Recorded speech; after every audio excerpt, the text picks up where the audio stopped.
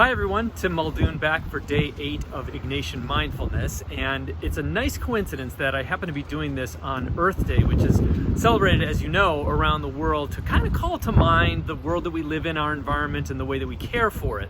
And the reason I think that's an appropriate jumping off point is that it reminds us to just, not always get so stuck in ourselves, but to pay attention to the things around us. So I want to focus on a theme that I'll call beholding, and I'll get to why in a moment.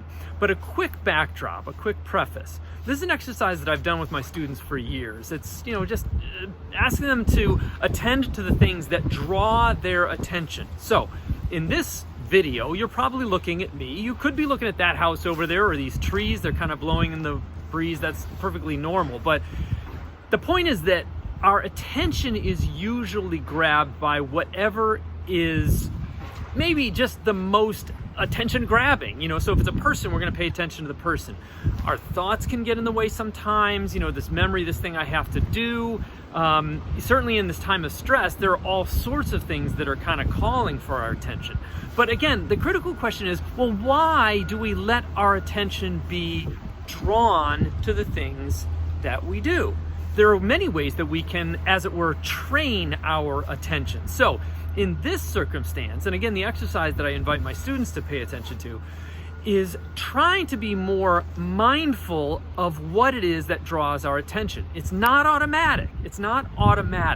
So we can actually begin to move in the direction of training our attention in ways that allow us to be more mindful. So let me use just a very practical example. Again, this is Earth Day, and so we're asked to kind of pay attention to the world, So literally just going outside, breathing in some fresh air. In this particular instance, yay, we've got some sun. It's not been a nice spring for us here in Boston very much, but there are many things that can draw our attention. So I challenge you to take some time this day. Go outside, no matter what the weather is, if it's cold, whatever, put on a coat, but pay attention to the various stimuli that are there. What do you smell? What do you see? What do you hear? What do you feel? Maybe under your feet or the breeze against your face, and maybe even the taste in your mouth, particularly if there's an odor in the air. Pay attention to your senses. This, by the way, is a technique that Ignatius of Loyola invites people to use in prayer. And I think that's a very good thing to do in prayer. But even for our own sakes of just being mindful in this difficult time, try to exercise your senses. Now here is perhaps a little bit more literary way to think about what you are doing. And it comes from a poem by the Jesuit poet Gerard Manley Hopkins, namely his poem Hooraying in Harvest, in which he's kind of in this beautiful time of year. It's not spring, it's fall, obviously. But he's inviting his readers to attend to the beautiful sky. The azurous-hung hills are his world-wielding shoulder, he writes in this poem. But in a subsequent line, he says, these things, namely the world around us, these things were here, and but the beholder wanting. In other words, the world's always there, but there are not those to behold it. And what I imagine is, because he's written about this in other poems, he's recognizing that this industrial world, this modern world that we live in, so quickly siphons our attention away from us. It's this billboard, it's that text, it's this next email, it's this task that I've got to do. The world, to use a different poet's language, William Wordsworth, is too much with us. It takes us away from ourselves.